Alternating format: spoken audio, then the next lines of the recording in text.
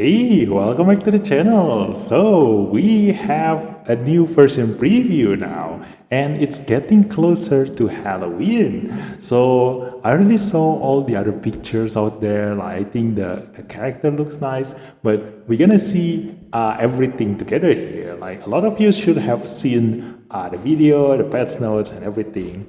But I haven't I haven't touched all of them yet. So let's go. Let's see the video, and then we're gonna continue with the patch notes, and we're gonna analyze this new Esper. Let's go.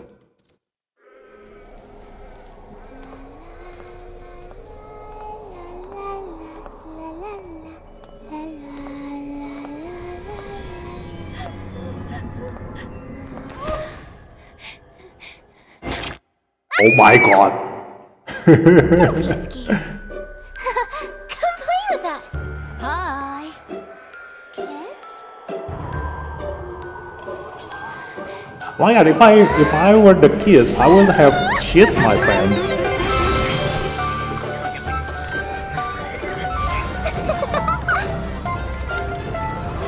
Celebrate!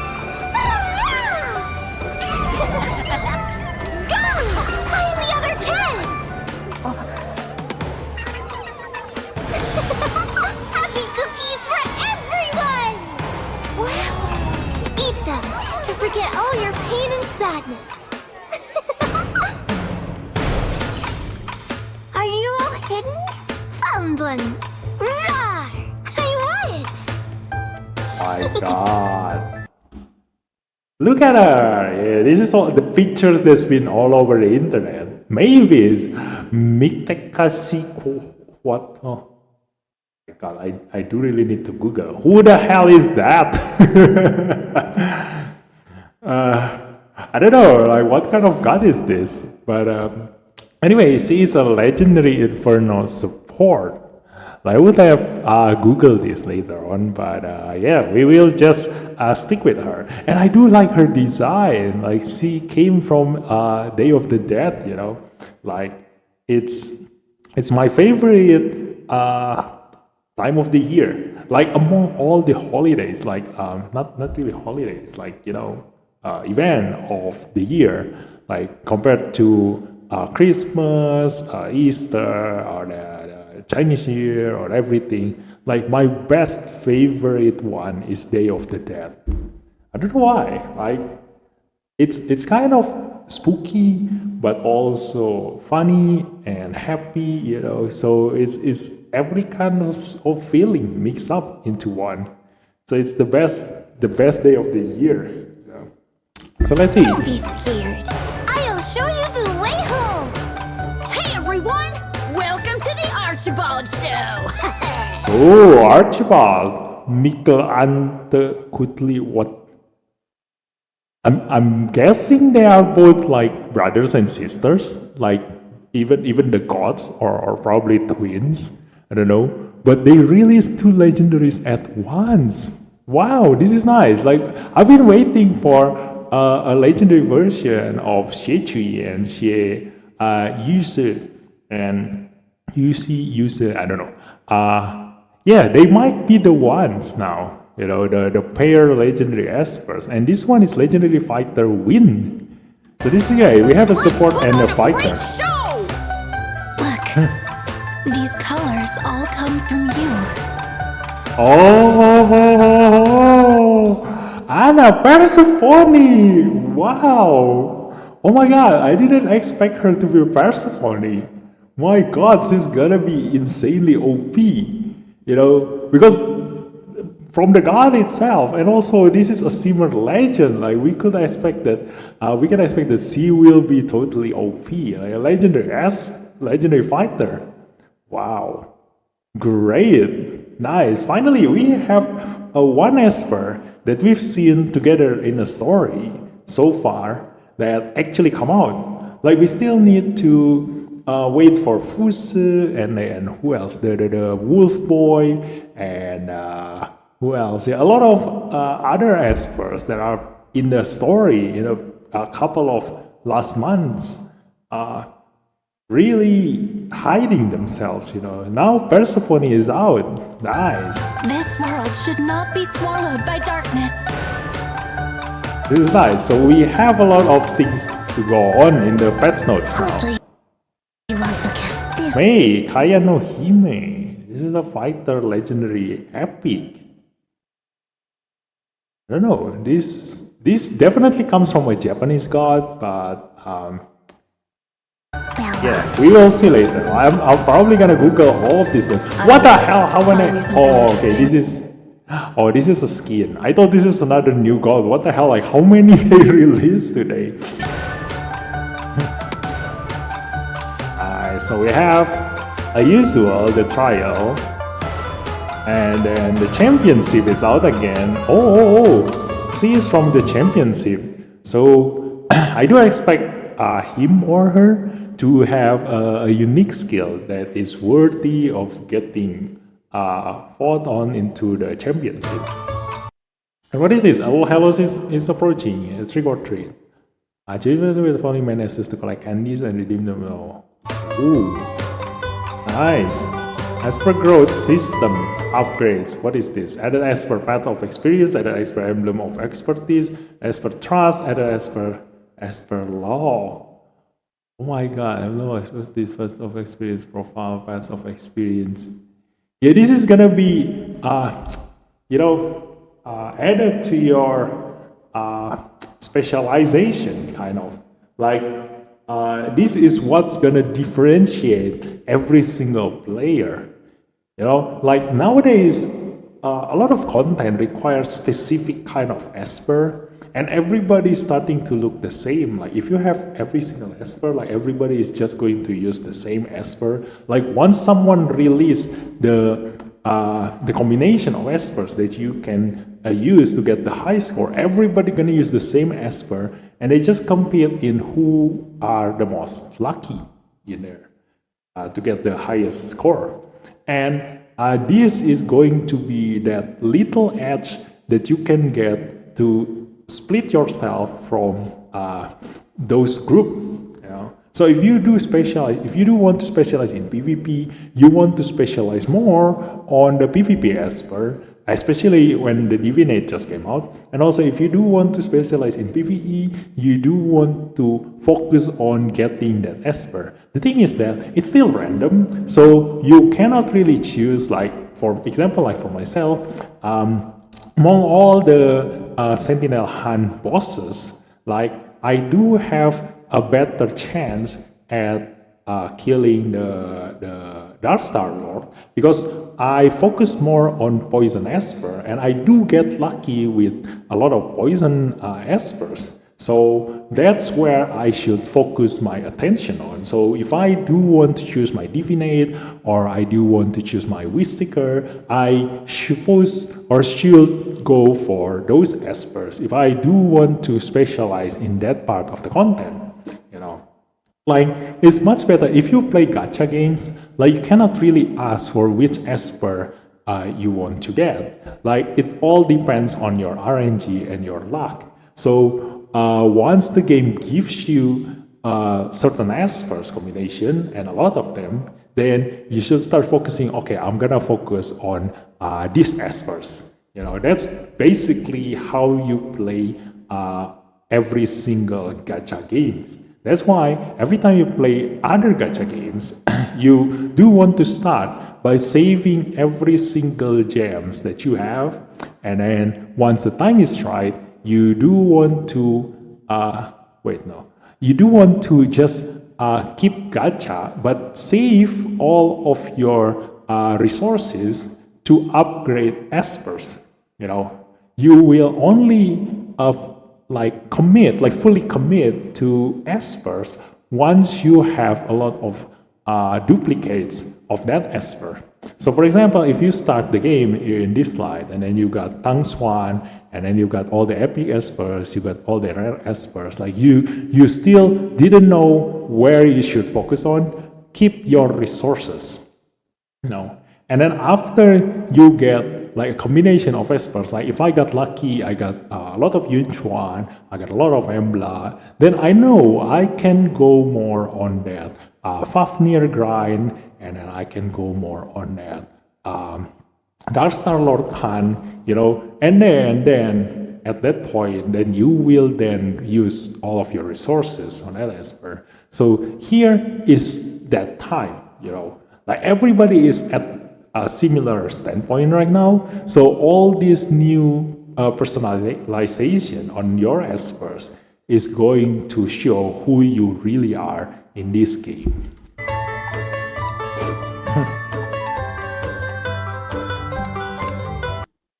What the heck? What was that?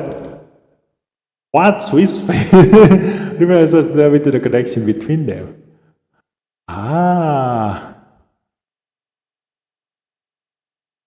I do want to see what this is all about. Like this is kind of like a Facebook for Espers. It's gonna add to more, fun in the game. What is Urban League? What is this? It's basically a knockout, but they changed it to Urban League. Around 90 sounds win rate. Yeah, they do want to add some flavor to the knockout. So we're gonna see in the patch note, like what do they change with this one? Ta-da! Hey. Mama, Papa, that was another fun funeral. I hope these kids can find their way home. Oh my god, they were all dead! Okay, so they were lost souls. No wonder. I was wondering, like, why are there abandoned kids in abandoned amusement park? Okay. But that's a good girl there, and that actually match up with the Day of the Dead, event. So yeah. Let's go for the next one then. Let's see. Version 3.3.4 of highlights. Let's go. Hello Espers, I'm Maple. Hi guys, Tommy here. So today let's walk through some exciting content of version 3.34. Let's begin.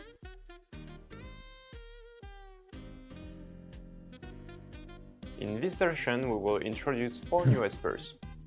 Let's start with a pair of legendary Espers who harness the power of Mictlan, the underworld from the Aztec mythology. Oh, Mavis it's is from a psychic Aztec. imbued with the power of Mictacasiwat, known as the Lady of the Dead. Mictacasiwat.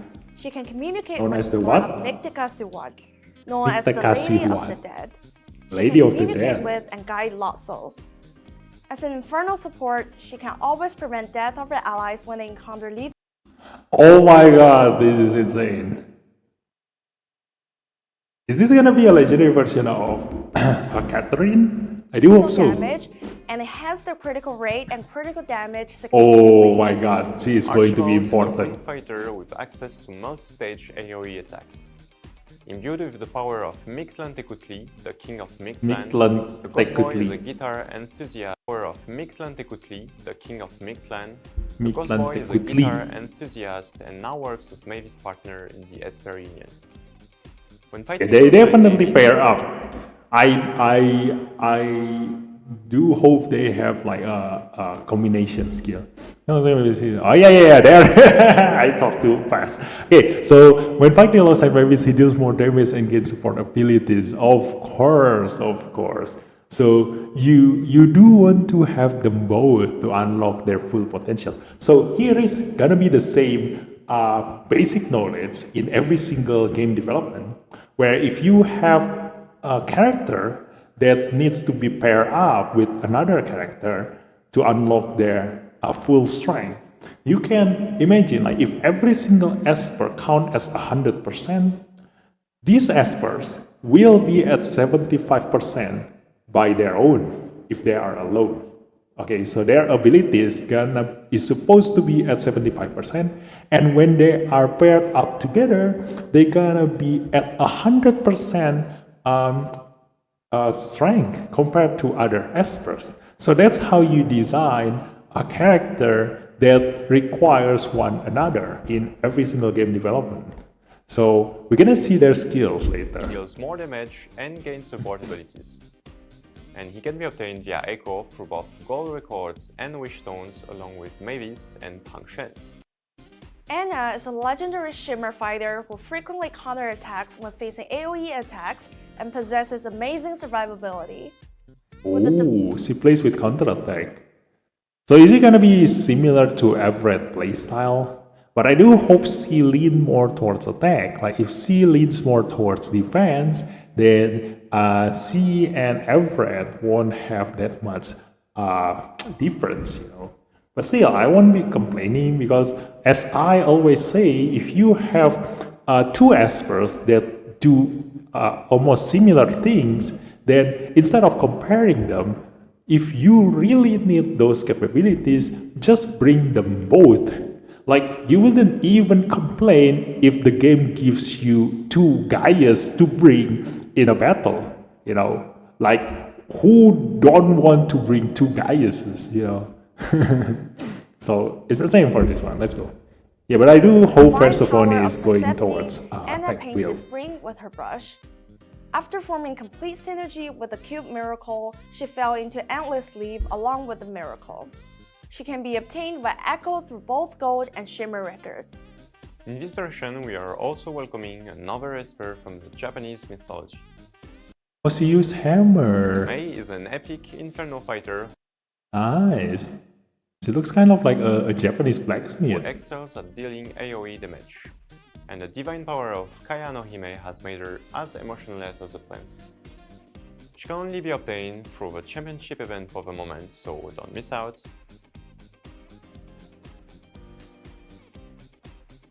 During the Bemusement Park event, you can witness the Holiday Miracle happening during All Hallows Eve. The event features a 3-chapter story, a psychic path trial, and parkboard missions. Those different modes can get you rewards including legendary abiliments, gold, elemental, shimmer records, and etc. So don't miss out! Halloween is fast approaching. Yeah, that has become a standard. During the now. Menace Strike event, you can deploy Prankster Espers to get Prankster candies by clearing Event, Excursion, and Oh, I bet the prankster espers are going to be eaten. Story stages. And those candies can be exchanged for All Hallows Eve gifts. The championship is back again. Compete against yourself and others to reach the top rankings and get one or several copies of the new Esper Mei. So yeah, you can search my videos on the strategy on doing championship. Like, if they still feature the same stages, then you can still use the same strategy as I have previously made into a video. Recently, a social app called SwissBase went viral in Grandis, and many espers already created their accounts. You will automatically follow an esper's account if you own this esper, and you can further interact with espers after establishing trust with them. Currently, trust can be accumulated through Path of Experience and Resonance. Oh, I do want to see the story of Intisar. Okay, we're gonna skip the new skin, like... In this update, the Shimmer Up Legendary Esper will be cheer up. Yeah, We're excited Shimmer. about all of you. Yes. We'll see you next time. Bye! Yeah, bye-bye. Okay, next one. Mitakahi Siwa. Yeah, I think I spelled that right. Mitakahi. I think. I don't know. Let's just watch.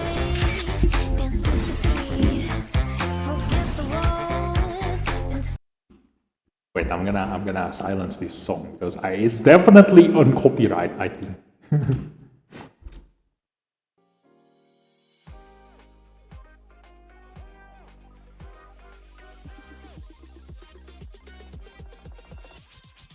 Let's see her skills.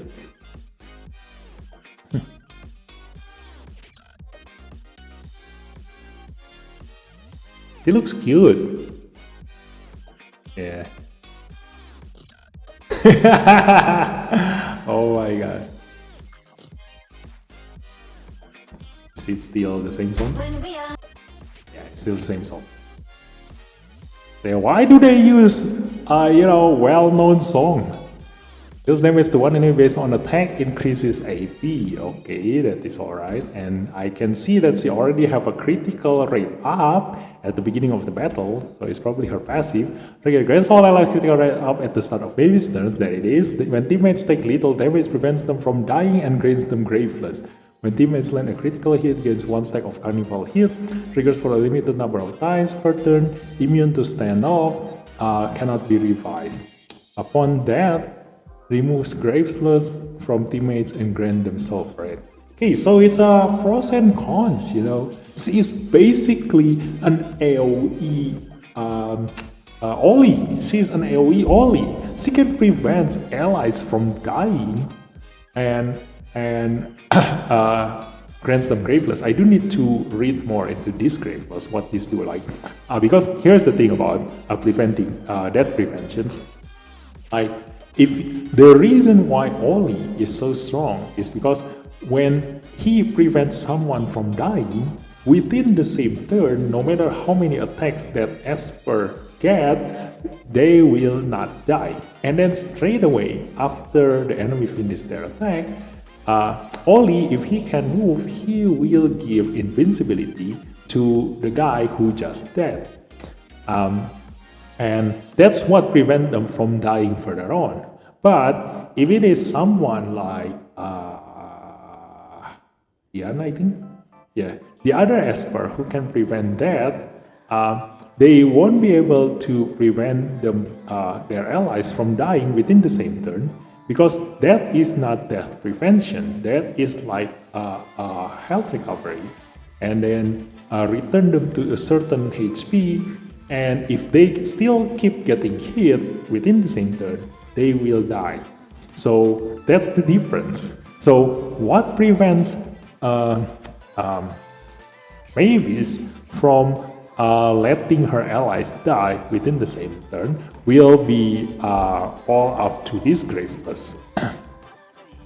But the thing is that definitely, because this is a death prevention, the Esper who receive the attack, if they receive multi-hit attack, they will not die within the same turn, but in the next turn, what prevents them from dying again is this graveless.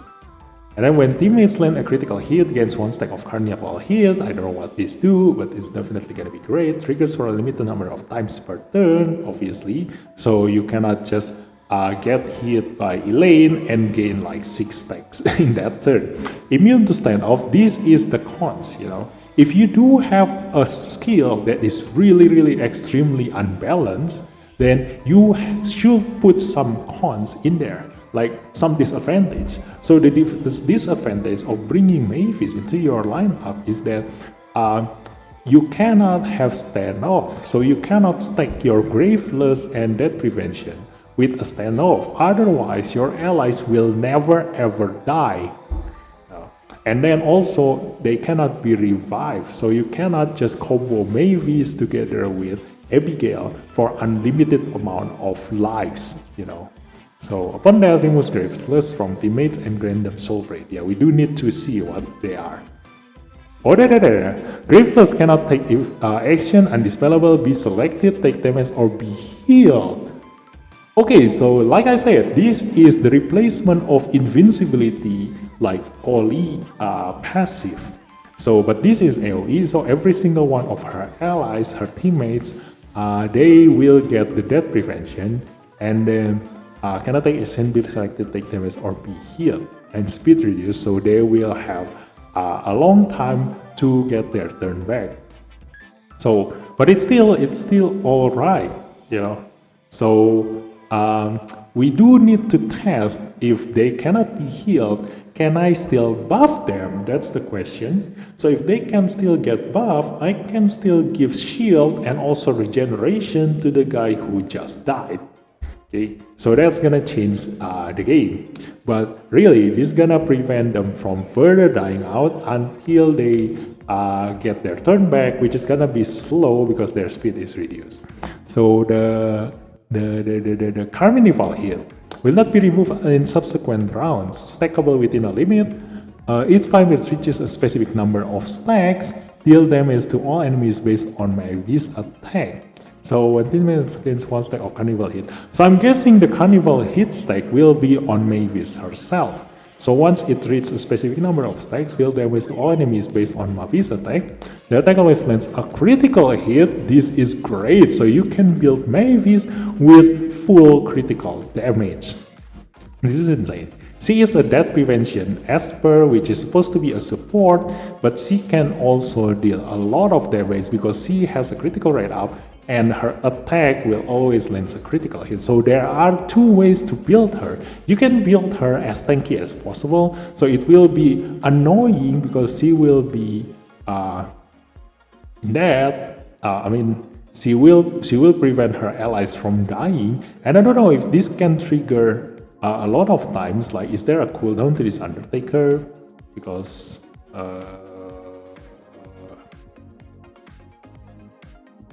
because there is no mention here whatsoever that the allies can only receive this death prevention once in the whole battle. So maybe once the cooldown is finished, she can prevent the allies from dying again. So that means that you can build her as tanky as possible. So your allies, if the enemy wants to kill your allies, they need to go through Mavis first. So the attack heals Mavis based on the number of carnival hit stack on her. Upon reaching the maximum stack count, why are you blocking my my view here? Multiplies damage up to a certain limit. Okay.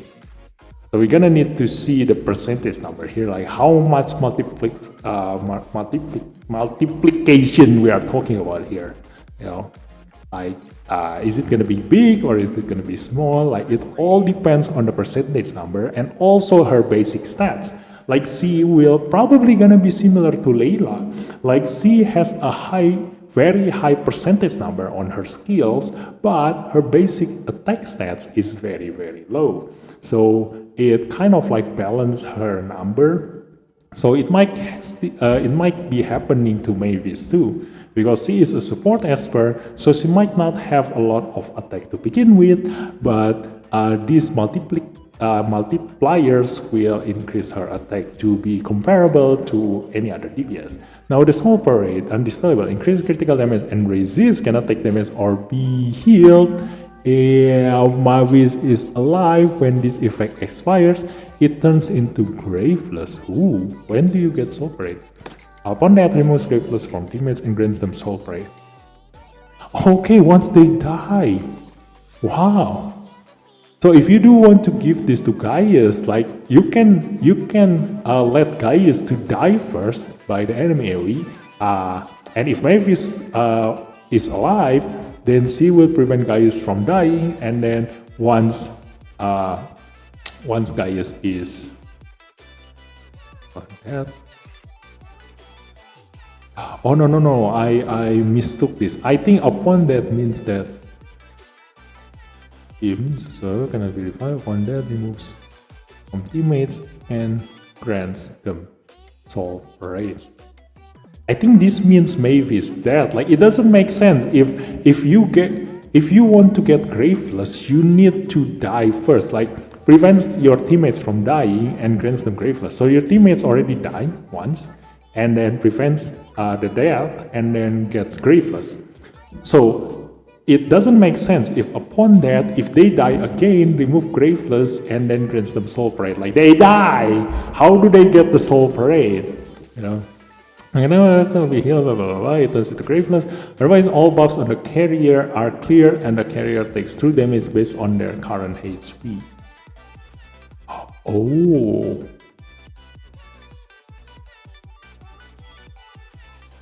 Okay. It turns into Graveless. Oh my god, this is OP. Now I understand how this works. I'm gonna explain this in the patch note later, okay? I understand how this skill works. Oh my god, Mavis is OP.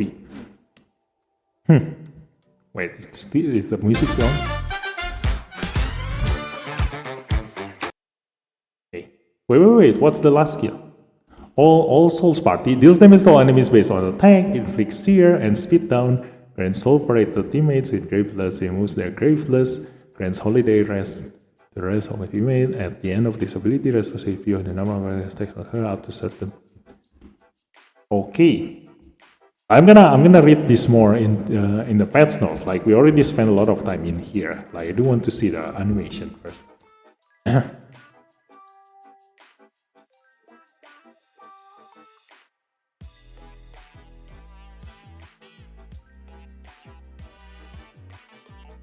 Yay!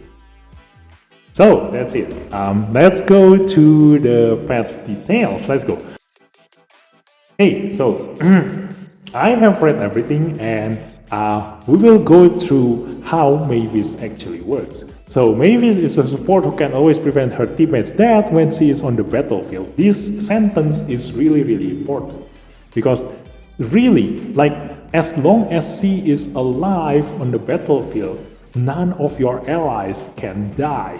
So if the enemy wants to kill your teammates, they need to go through your Mavis first. So there are two builds that you can build on your Mavis.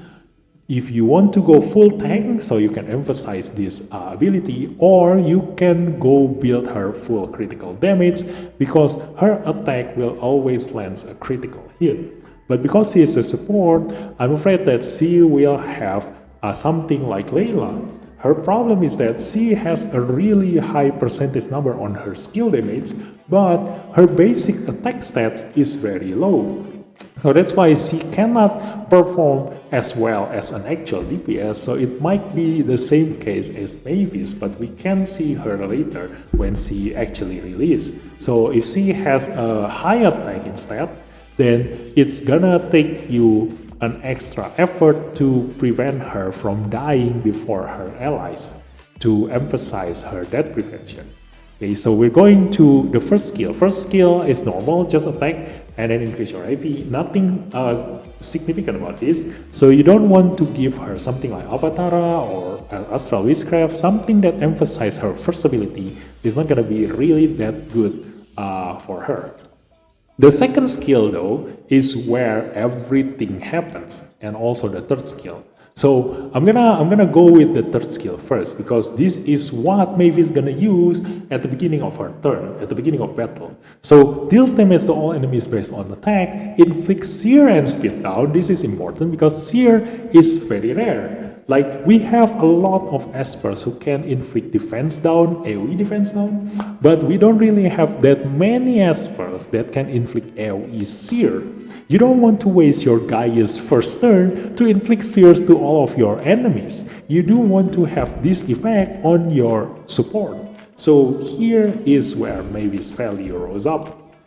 And the speed down is always nice to have. This prevents your enemies from actually getting a turn. So grant Soul Parade to teammates with Graveless, and this Soul Parade increase critical damage and resist, cannot take damage or be healed. If Mavis is alive when this effect expires, it turns into Graveless, otherwise all buffs on the carrier are cleared and the carrier takes true damage based on their current HP. You do want to understand this sentence first, okay? So if Mavis is dead, when your allies have Graveless or Soul Parade, like, because if your allies have Graveless, when Mavis die, the Graveless is going to turn into Soul Parade. Okay, so Soul Parade, the Graveless itself will prevent your allies from dying. So this will trigger, because this is a passive, so this is why we're going back and forth. So when your teammates take little damage, prevents them from dying and grants them Graveless. So here's a trick about Mavis, you know. You can either kill Mavis and her teammates really, really fast, or you can just stuck in an endless loop of undying enemies, okay? So you need to remember this. When Mavis' allies die, when Mavis is still alive, and they don't have anything yet, they will get Graveless, which will prevent them from getting any action, be selected, take damage or be healed, and speed reduced. So because their speed is reduced, like, it's gonna take them longer to actually end their turn, the teammates' turn. Okay, so they will be on Graveless for quite a long time. But the thing is that you need to test this, because Graveless can have two outcomes. The first one is that if your allies die outside their turn, obviously, and the next time they reach 100% AP, will this Graveless is still on them and your allies cannot take action, so it's going to skip their turn and Graveless will be gone, and and then they will require to go from 0 AP to 100% AP again before your allies can actually take their turn. Or will it means that your allies cannot take action in between the enemies killing them until they actually move and actually get their first turn, and that will prevent something like Avatar or counterattack or everything that can happen outside their own turn. And by the time they move for the first time, this Graveless will be gone. There are two outcomes for this, so that things need testing. But all in all, it's gonna be really good to prevent them from further dying, because someone like, I think it's Leon, someone like Leon, their death prevention doesn't stop the allies from dying again. So if you hit Leon's teammates by multi-hits attack, then they can actually die twice. So this one will prevent Mavis allies from dying even on the next turn, just like invincibility on Ollie's passive. So once they are on Graveless, they will have this, okay? And then now when Mavis move using her third skill, she will change the Graveless into Soul Parade, which will do this thing. Increase critical damage and resist, cannot take damage or be healed. If Mavis is alive and this effect expires, it turns into Graveless again. Okay? So as long as Mavis is alive and she can keep using her third ability, she will be able to go back and forth between Soul Parade, Graveless, Soul Parade, Graveless, Soul Parade, Graveless, to an Esper that moves really, really slow. So if you have a Gaius with 0 speed, let's say you are on your speed team, you have your TA, the enemy have their own TA, and they move first. Their Gaius managed to kill your Gaius. And your Gaius, because your Mavis is still alive, your Gaius is on Graveless. And then it's your Mavis turn to move. Now your Mavis turned that Graveless into Soul Parade, so Gaius will get his critical damage increased, and while your Gaius is on Graveless and also on Soul Parade, he cannot be killed because of this. Graveless cannot take damage, and also Soul Parades cannot take damage. So your Gaius will never ever die, because this is also undispellable. So now that you change that Graveless into a Soul Parade, now your Gaius, once he moves, he will be able to take action and increase his critical damage, and he will kill your enemy. And then the effect will be expired, and then it will turn back into Graveless. And if your Gaius move really, really slow, hopefully if you give Ocean Waves to your Mavis, you will be able to use your third ability again, or you can combo her with Uday to reset the third skill, change that Graveless back into Soul Parade again, and your Gaius will never ever die, So that's really great. And also the Holiday Rest to the rest of the teammates.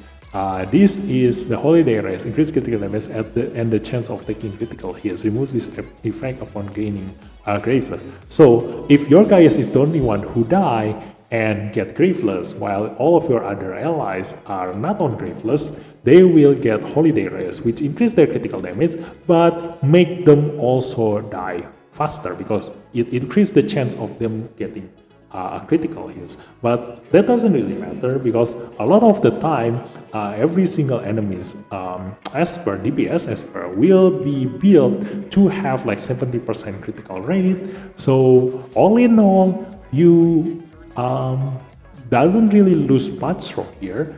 unless you play around with someone like Laura who can reduce the enemy's critical chance of dealing a critical damage to you. So yeah, this doesn't really give you that much disadvantage, but it does make you get critical hits more often. Like, it's gonna be really bad if you are on elemental advantage, like if you are a wind esper and the enemy is a flow esper, they have a chance to miss, but because they also have a higher chance of dealing critical hits, then it's gonna prevent them from getting that miss probably, you know. So yeah, all in all, this is gonna make you die faster, but you still have a chance to gain Graveless once you die because of Holiday Rest. So this is great, like it complements each other. So once your allies got Graveless again, then your Mavis can turn that Graveless into Soul Parade and so forth and so on. So that cycle will continue on as long as your Mavis can keep on moving. So you do want to give a lot of speed on Mavis and also reset her third ability, whether it's gonna be using Ahmed or Ankichai or Yude or Ocean Waves, it's all up to you. Okay, and at the end of this ability restores HP, blah blah. This will increase the survivability of your Mavis, but I don't really expect much from this. Like, unless the number, like this restores like 50% of her maximum HP, then that will be OP. But it all depends on the percentage number later on the actual testing on PTR. Okay. So, and also if you already have her on Ascension, this also increase their AP.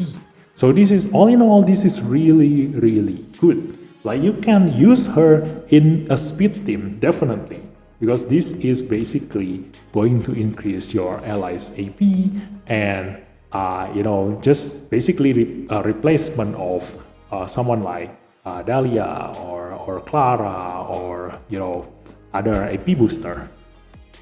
And then next turn, your Mavis is going to use her second ability. This will grant all allies critical rate up at the start of Mavis' turn, and this is passive, so this is really, really great. Like, you can, if you do want to min-max your allies, your Esper's build, if you do plan to bring a lot of Mavis, if you do plan to bring Mavis in a lot of content, then you can just build your Espers with reduced critical rate and more into critical damage, because you will have a passive critical rate increase in every single battle.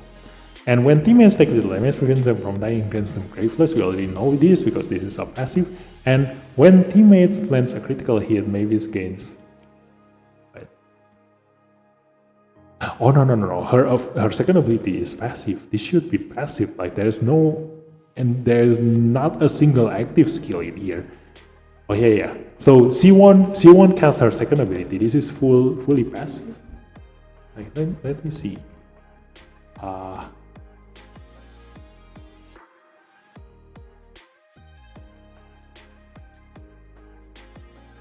It doesn't mention anywhere that this skill is passive. Like, there should be an icon on her character. Wait. Show you the Yeah, there should say there that this is passive. But it doesn't say that. a great show. It doesn't say on the icon that this is passive. But anyway, if we see the text here, they are all passive, so they should be passive. Okay, so C1 casts the second ability, but this is all the effects that you get from the second ability. When teammates land a critical hit, Mavis gains 1 stack of Carnival hit, triggers for a limited number of times per turn. So critical hit can happen multiple times. So for example, like, if you have Valeria, she's gonna be a really, really good teammate for Mavis, because she can keep on moving, keep on attacking, and keep on getting that critical hit, which is going to give Mavis a lot of Carnival hit stack. And also someone like Yunchuan, who can keep on following up with attack, like he can keep on attacking with a critical hit, which can give a lot of Carnival hit stack to Mavis again. That's why they limit the number of triggers per single turn. So It depends on the number later on the actual PTR, but I do expect this to probably 1 or 2 or 3, I think. So it's not gonna be able to make her gain like 10 stacks in a single turn just because your Yun Chuan or your Emma or all of your other counterattack, especially those who can counterattack using AoE and multi-hits, like every single time your teammates land a critical hit, this is gonna trigger. Oh, and also, does it count as an AoE damage? Like if you hit 5 enemies at once and gain 5 critical hit, will it give Mavis 5 stacks or just 1? We need to test this, okay? Just remind me to go to this video again when we do the PTR testing tomorrow. Okay, so here's the thing. Every time there's an OP skill, they should have a disadvantage, otherwise there will be unbalanced. So the disadvantage of Mavis is that she is immune to standoff and cannot be revived. Otherwise, you can just pair her with Abigail and you will never ever die. Because if the enemy wants to kill your Abigail, they need to kill your Mavis first. But if they kill your Mavis first, your Abigail can just revive your Mavis. So it's very, very unbalanced. So that's why they give this effect to Mavis. Like Mavis cannot be revived, and also you cannot put standoff to Mavis. Otherwise, you can do the same thing, like give Mavis 2-turn standoff, like pair her up with Leora for the enemy to kill your Leora. They need to kill your Mavis first, but your Mavis is on permanent standoff. So yeah, it's gonna be totally OP if that happens. So that's why she is immune to standoff and cannot be revived.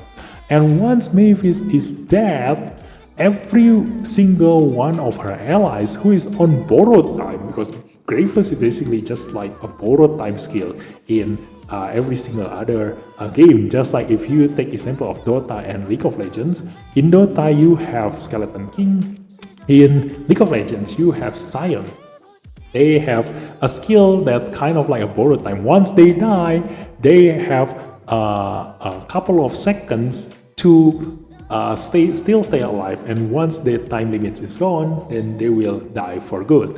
So Graveless is similar to that. Like you have a couple of turns to still be alive, but if Mavis is dead, then all of your Espers who is on borrowed time, which is on Graveless, which means that they already died but be prevented by Mavis, will have a Soul Parade, like change the Graveless into Soul Parade straight up. And once the Soul Parade effect expires, because Mavis is dead, then all buffs on the carrier are cleared. So that means that you cannot prevent your allies from dying with invincibility or standoff or any other death prevention like Luoyan Storm. They will all be cleared, and the carrier takes true damage, so nothing can save you, like no defense or barrier can save you. Barrier also will be cleared, and based on their current HP, that just means they gonna die. So that's how Mavis work. So now we go to the Resonance. The Resonance on R2 have new effect on the Undertaker. Undertaker is on the second skill. If at least 3 teammates have Graveless at the start of Mavis' turn, Undertaker's cooldown -1 turn. So that is insane. If you have a lot of allies who is dying, then your Undertaker, that means that this, even though this is passive, like this definitely have a cooldown, because otherwise,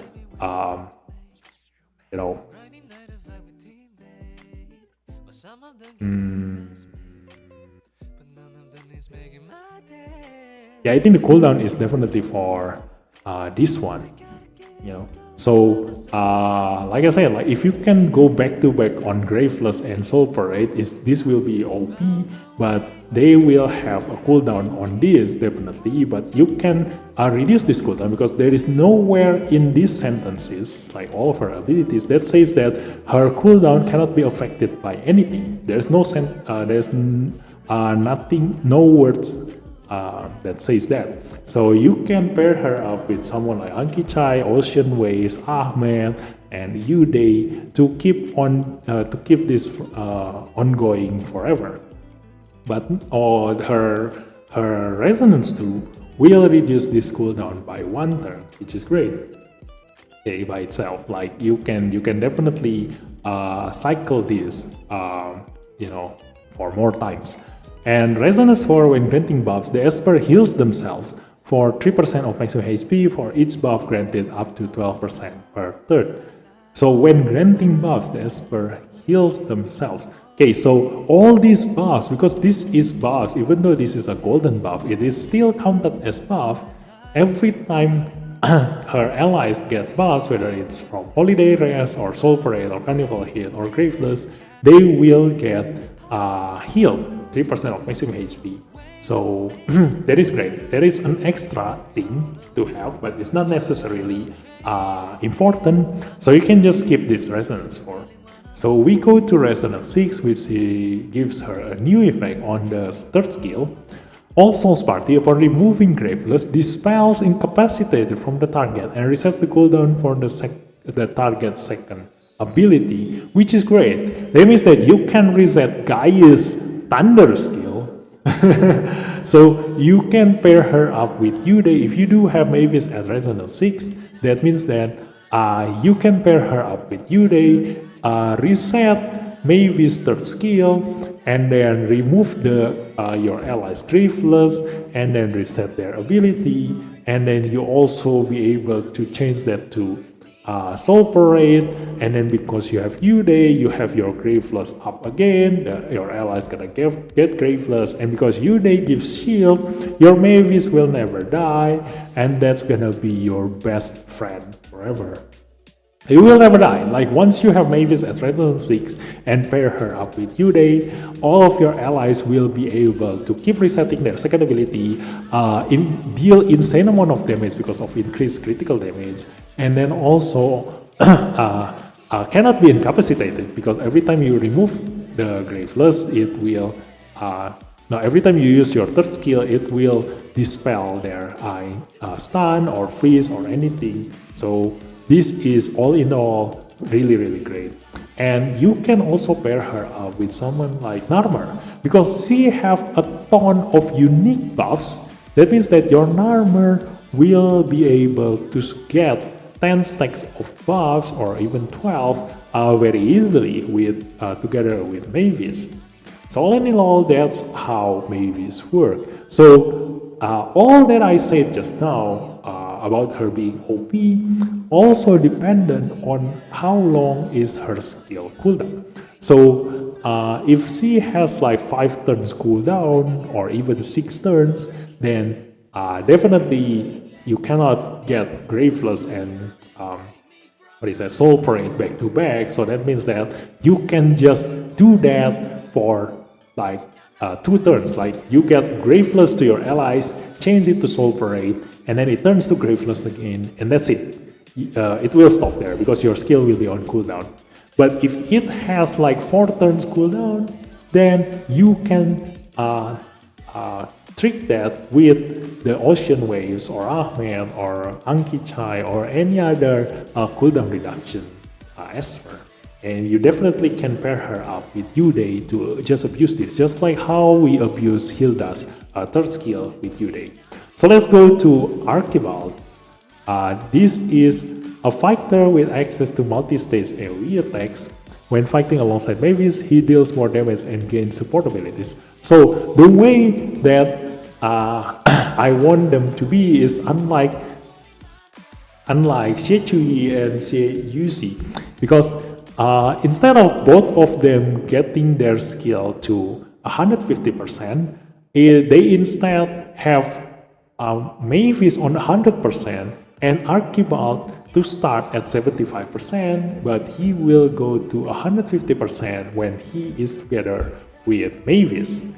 So he is the only one who requires Mavis, whereas Mavis can just stand on her own. So ability 1, Silent Spirit, deals damage to one enemy 2 times based on attack. Each hit has a chance of inflicting silence for 2 turns. This is nice. Two-turn silence is really great because if you have seen my videos up until now, you know how OP Chongnan is because of his two-turn silence. The enemy cannot even do anything. So this one, because it is on ability 1, so you can give Archibald Avatara, and all of the enemies that he attacks will not be able to use skill for 2 turns. The second ability attacks all enemies 3 times, damage per hit based on Archibald's attack, and the target's maximum HP. Oh my god, this is my favorite. Damage that is based on enemies' maximum HP. Maximum HP will not exceed the certain value of Archibald's attack. Its hit has a chance of inflicting buff blocker for 2 turns. Nice! AoE buff blocker and attack all enemies 3 times, though that means that you definitely will be able to buff block the enemy.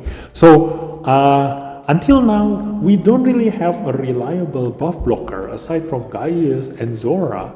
So, if you do need a buff blocker, like if you, like a couple of weeks ago, I played on Infinite Tower, and I do really need someone who can give buff blocker, like AoE buff blocker, and I was stuck with either Gaius or Zora. So now we have an option to use Archibald.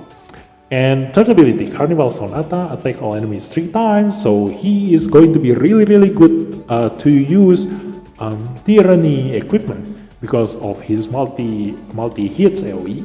So you can definitely stun the enemies reliably. Damage per hit is based on Archibald's attack, and the target's maximum HP. Nice! AoE percentage HP damage, and will not exceed the percentage of Archibald's attack. Its hit has a chance of dispelling 1 buff from each enemy. Wow, this is nice! Yeah, it's 3 dispels, just like Tricky. Inflicts 1 swing for 2 turns. What is 1 swing? It's 1 swing.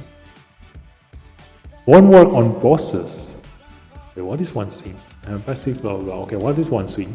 Amplifies basic ability damage, can only use the basic ability at the end of the carrier's turn, deals true damage to all members on the carrier's team based on maximum HP. Oh my god, this is insane. This is insane. Wow. So if the enemy is someone who relies on their third or second ability and have like really bad first ability, then this is going to be OP. 1 swing for 2 turns. This is basically a silence with the disadvantage that the enemy will have their first skill damage increased. You know. But at the end of the carrier's turn, deals 3 damage to all members of the carrier's team based on. After 2 turns, they all will receive percentage HP damage. This is insane. Wow.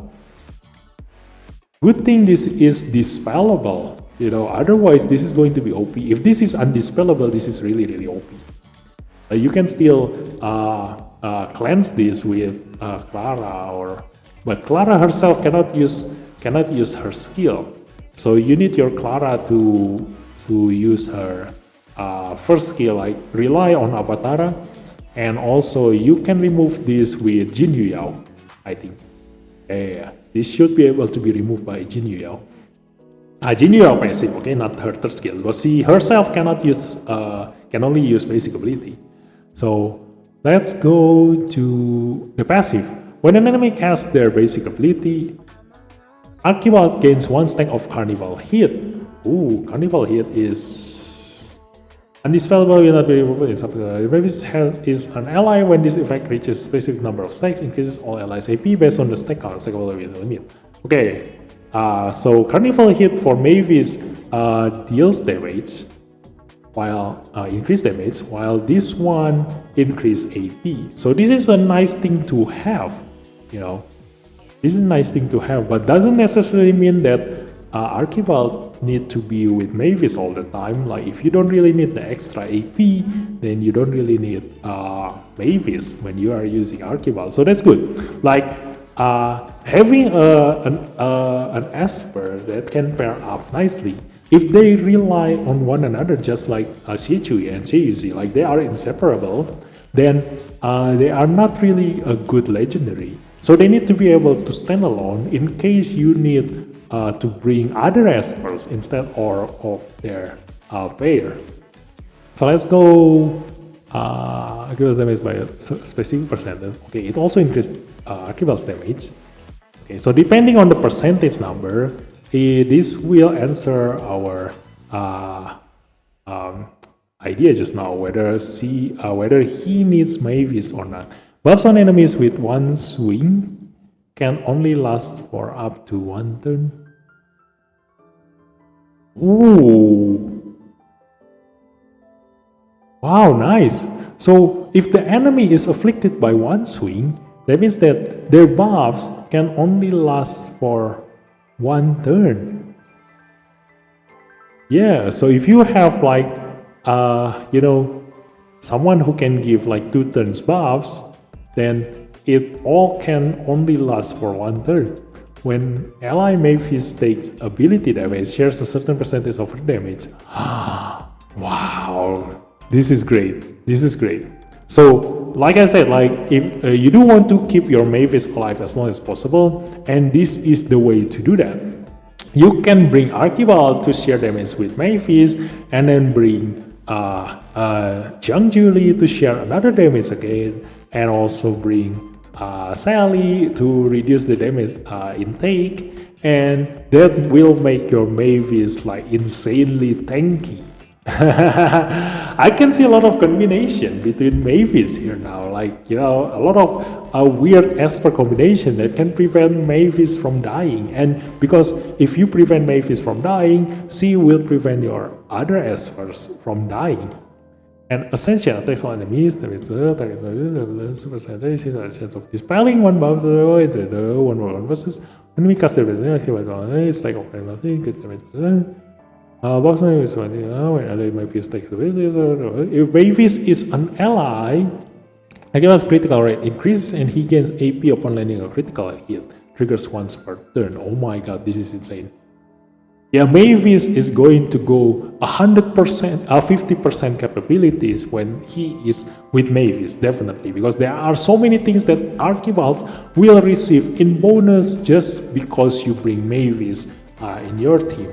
So with the critical rate increase, you can fully invest on Archivald's critical damage and doesn't really need critical rate that much because you already get 20% from this one critical rate up at the Mavis start of turn, and then this one another critical rate increase, and also his own equipment critical rate. So I'm guessing you can just have your critical rate at 30%, and it will just go up to 70% by itself.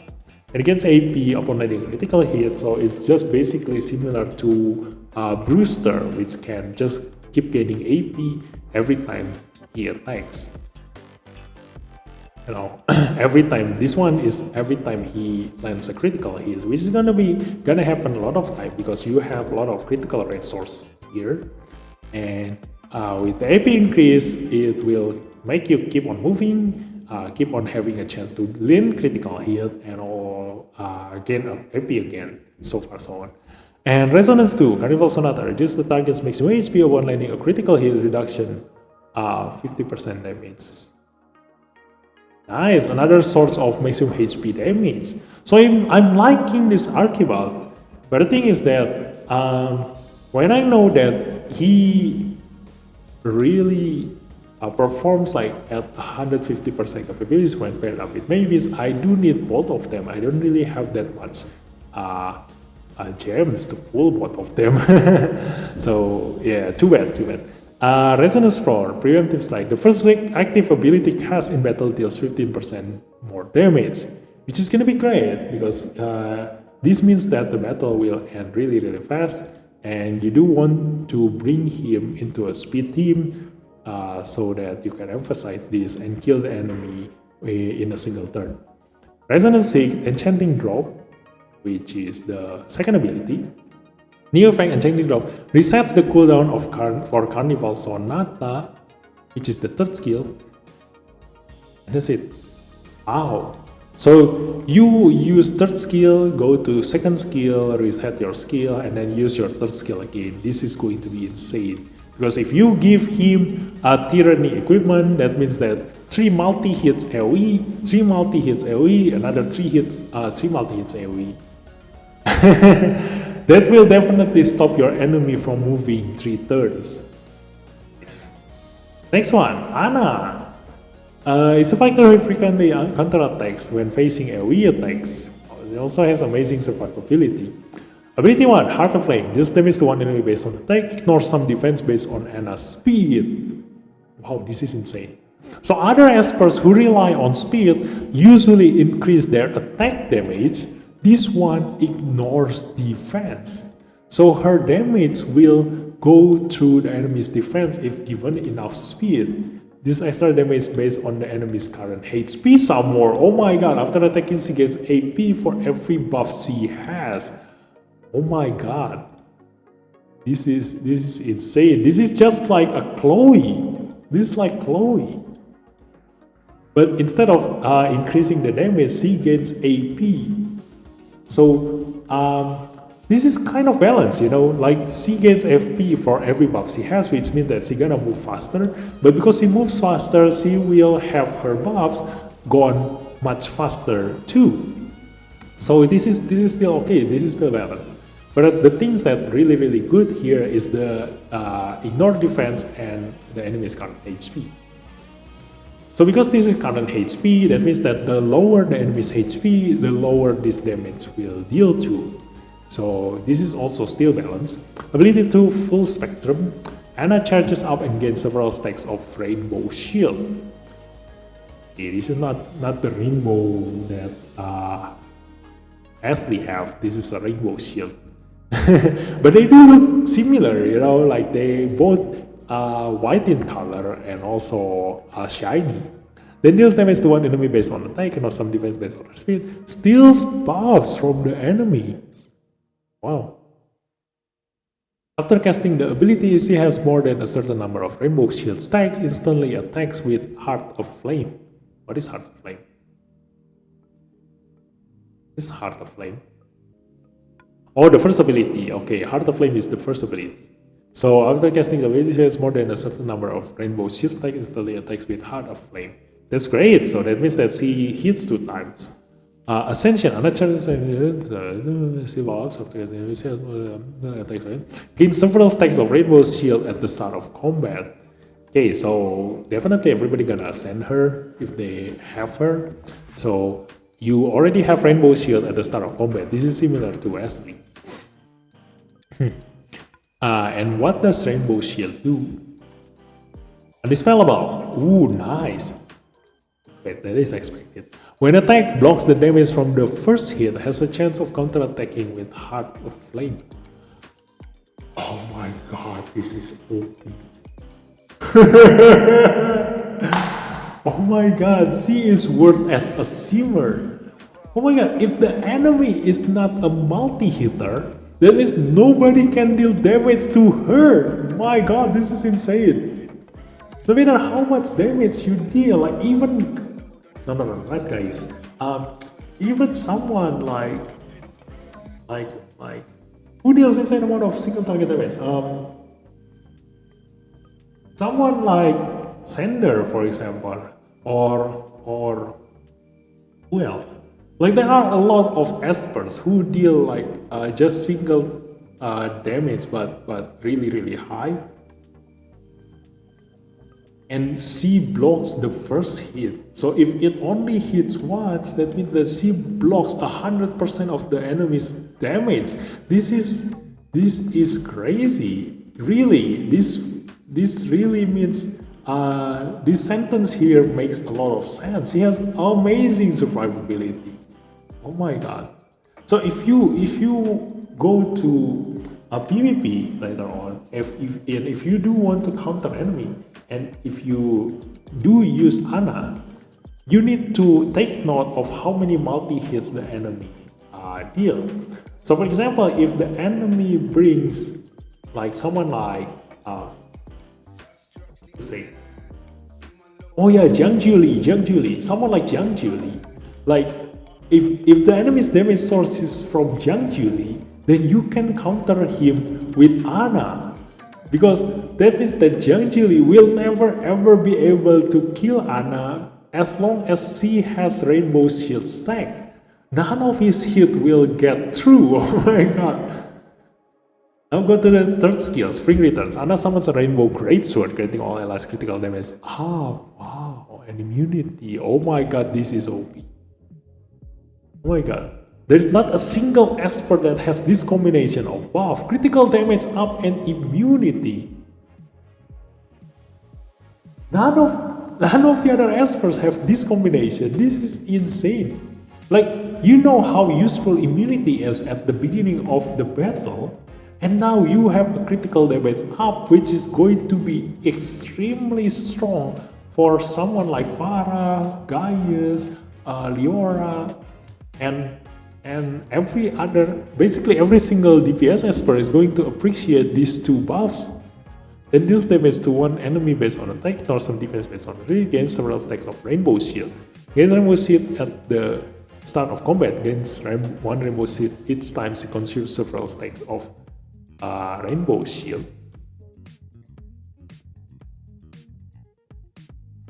So every time, because she will consume her Rainbow Shield by getting hit, so every time she gets hit, after certain hit, she will gain Rainbow Seed. And what is Rainbow Seed?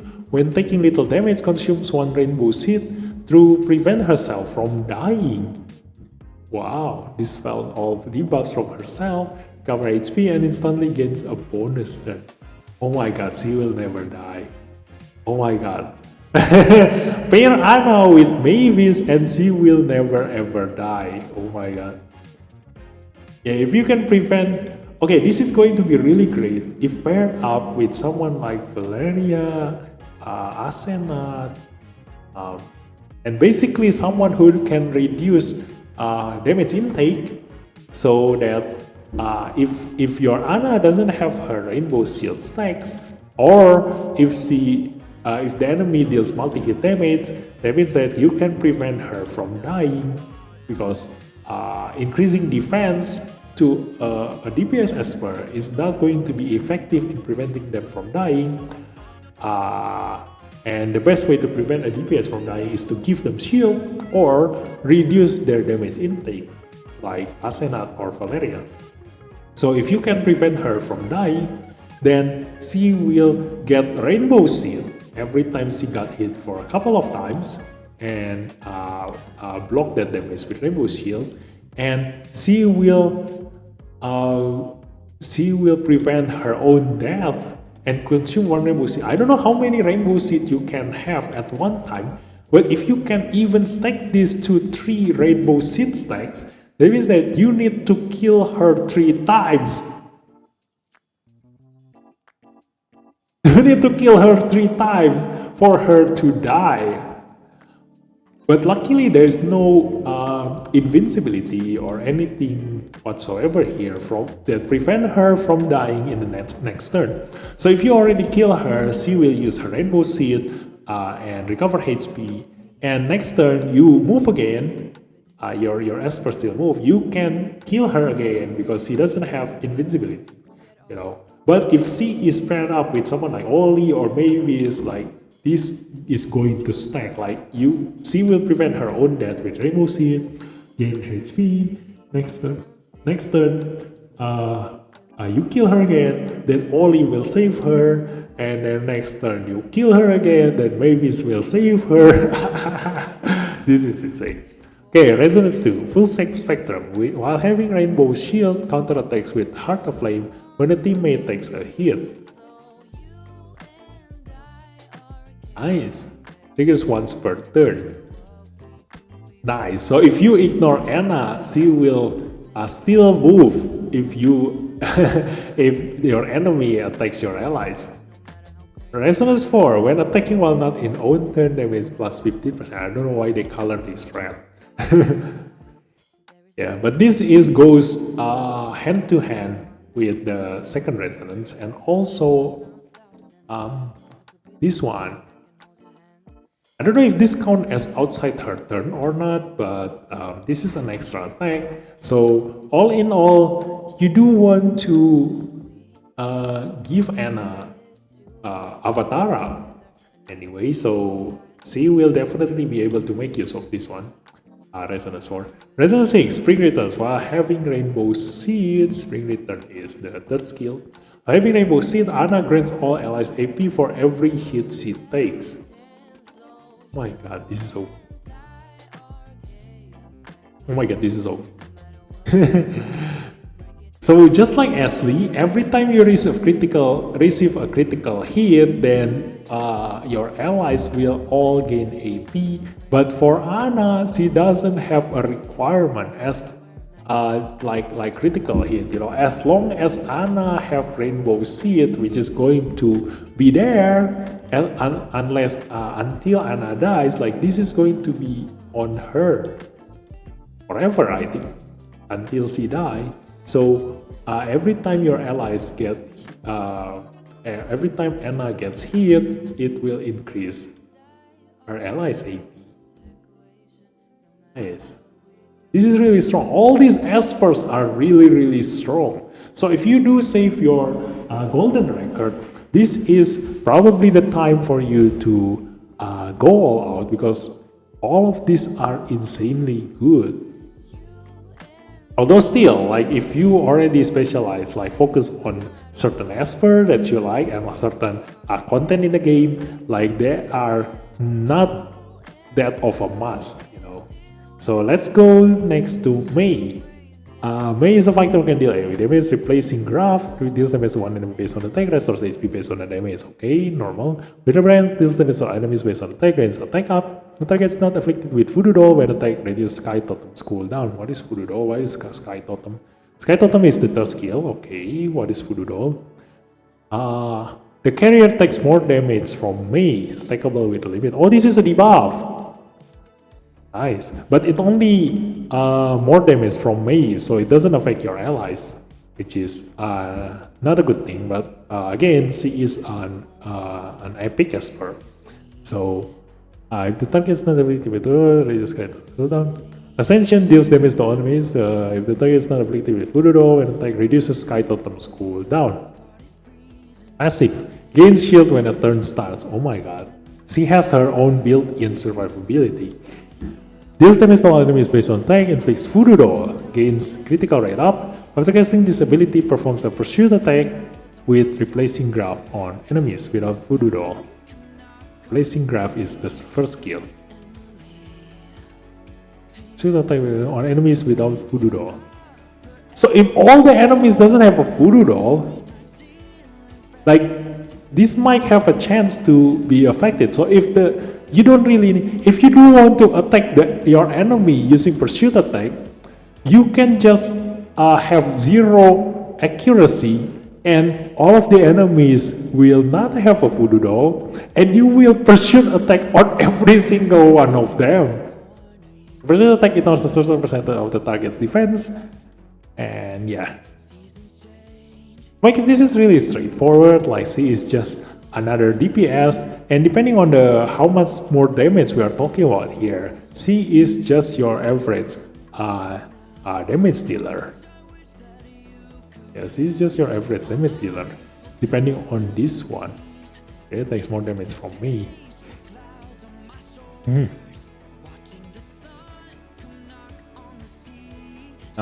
I take this guy to cooldown.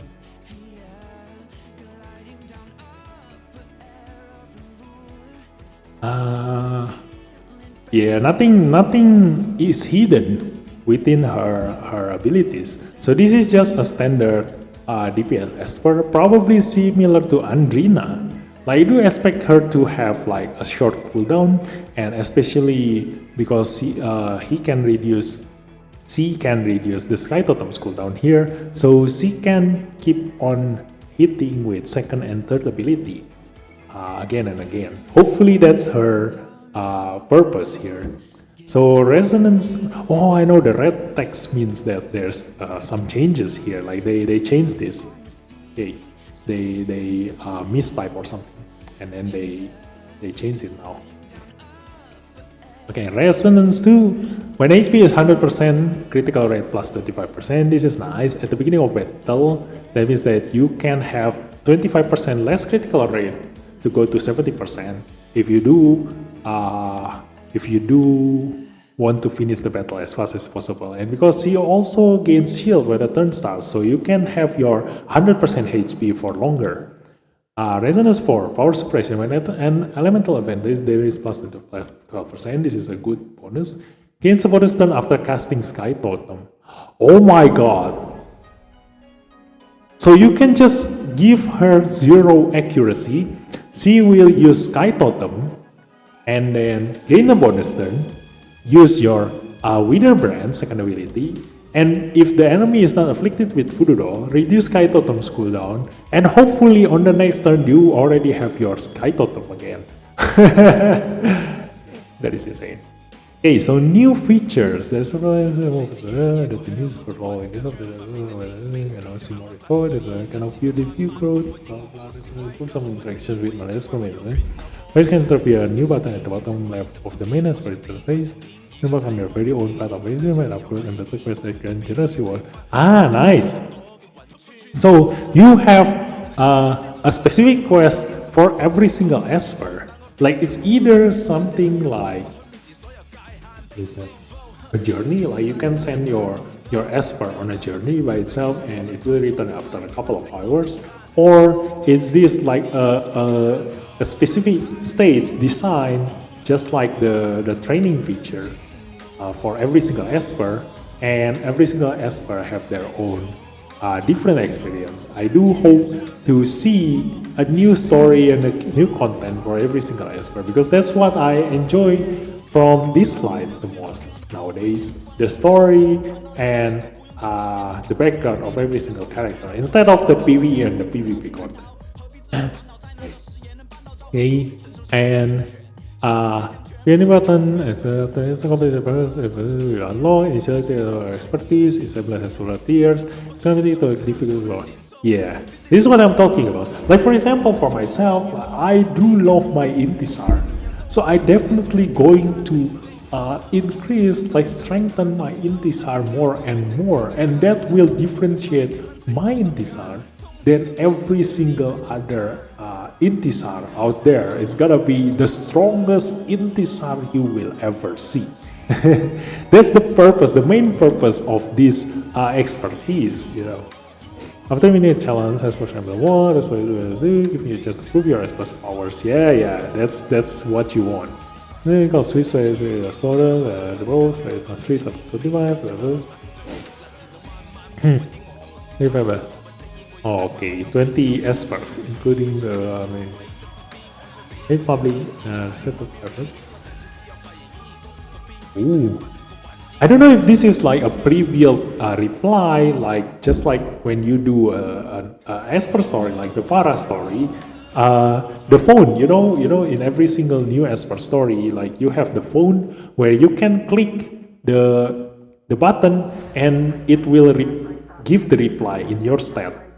So, it's either that or it's just going on. It's probably pre-built here. I don't think they can have an AI that you can type yourself and they will really answer depending on what you type. You know, like definitely not that. Biggest level of trust with it, going to be a part of experience. As trust increase, you'll be able to like if they can build that AI, like that's gonna be a really good game, you know.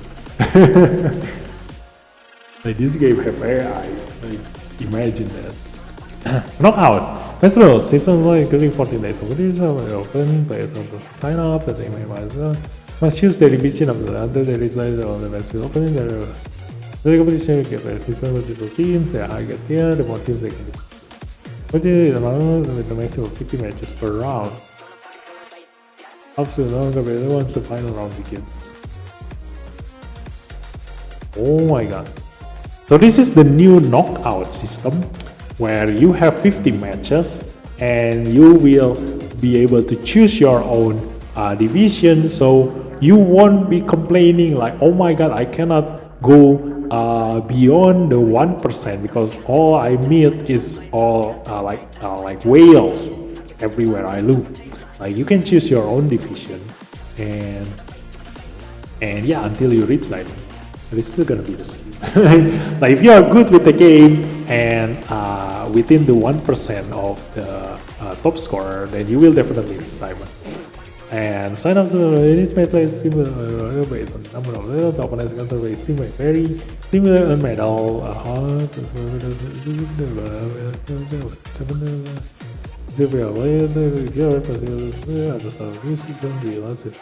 Isn't that feels event support effect with only effects effect in golden event? Ooh, this is nice. So this is just like what was that? The previous event, the one where we can walk around using Gaius or Lewis or Yeshua, and then battle with AI basically at that point in time. Yeah, they have a field support system effect, just like the cube miracle. Yeah, the cube miracle, where you can choose back then.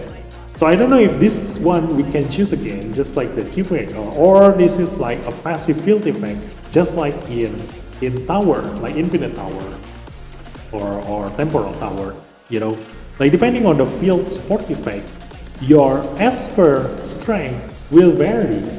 Like if you play around with disables and the field support effect says that you cannot disable the enemy, then you will be useless. So not a single team will dominate the entire battle, you know, because with the different field support effect, like a tank team will be able to move faster, maybe, I don't know, like compared to a speed team, depending on the field support effect, or you have like, you know, immunity at the start of the battle. We will see like what are these field support effect gonna be. Here's statistic, blah blah blah, and then blah blah blah blah blah. Amusement park. Okay, this is the new event championship. Blah blah blah. Yes, this is the same relic. Relic enhancement and point more. This is still the same. So if you do want to find the strategy, like you see in my video list, many strike, prankster as first. Yeah, this is gonna be it Thursday. Alice's magic heart. Ooh, Alice's magic heart is back. Limit time and call, limit time completely up. Point more improvements, improve okay, so that's all. Oh my god, this is such a long video, guys. So I do hope you can, you know, squeeze all of that information. And if you cannot, then just wait for my test live tomorrow in the PTR. So thanks for watching, guys. I'll see you in the PTR testing. Bye bye.